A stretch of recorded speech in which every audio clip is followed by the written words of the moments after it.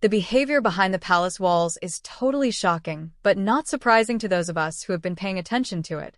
We have all witnessed the planned destruction of a millennium-old institution by someone who clearly never understood or respected what it means to be a royal family. Hello, viewers.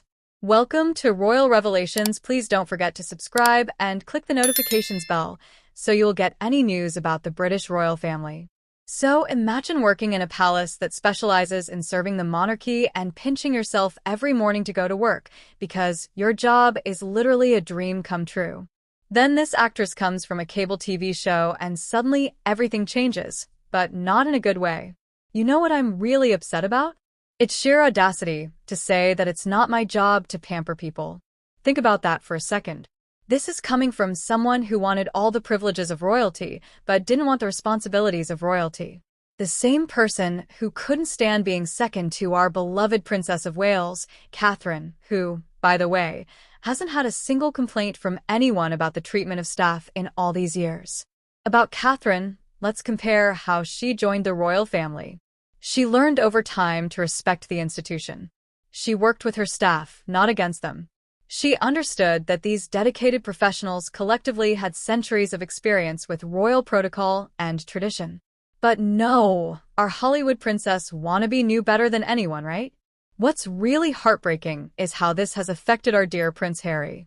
Remember the old Harry who was close to William, the one who made us laugh, the one who served his country with pride, the one who would never have stood by while we were bullied. Harry seems long gone, but he was replaced by someone else. A report from Valentine Law's book Courtiers becomes especially revealing when multiple sources publish similar articles. Where there's smoke, there's usually fire too. And lo and behold, there's enough smoke here to set off all the fire alarms at Buckingham Palace. Let's be honest. Working for the royal family is not just a job.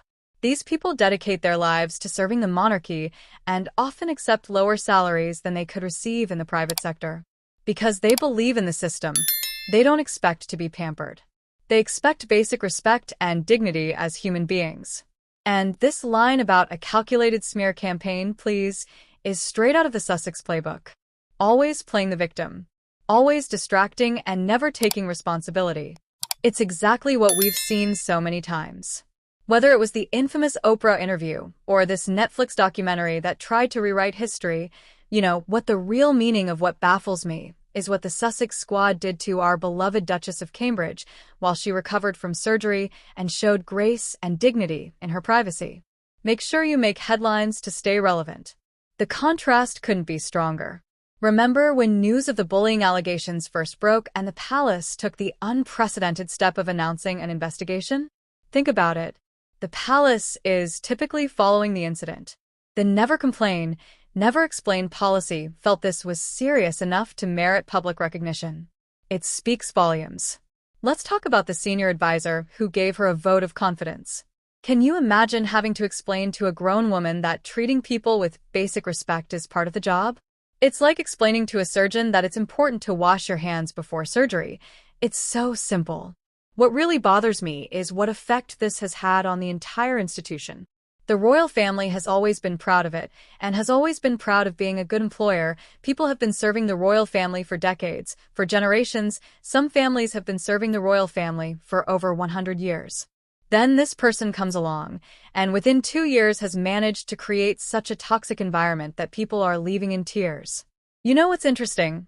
Look at employee turnover. Catherine and William have had the same core team for years. The same goes for King Charles and Queen Camilla. But how many employees have left the company while the former actress had 4,444 active members of the royals in her short time there? The numbers speak for themselves, but I'm not interested in the hypocrisy of someone who supposedly made staff feel like garbage while preaching about mental health and kindness. This is the same person who claims to be a victim of bullying herself. The irony would be laughable if it weren't so tragic. Let me be clear that this is not about cultural differences or modernizing the monarchy.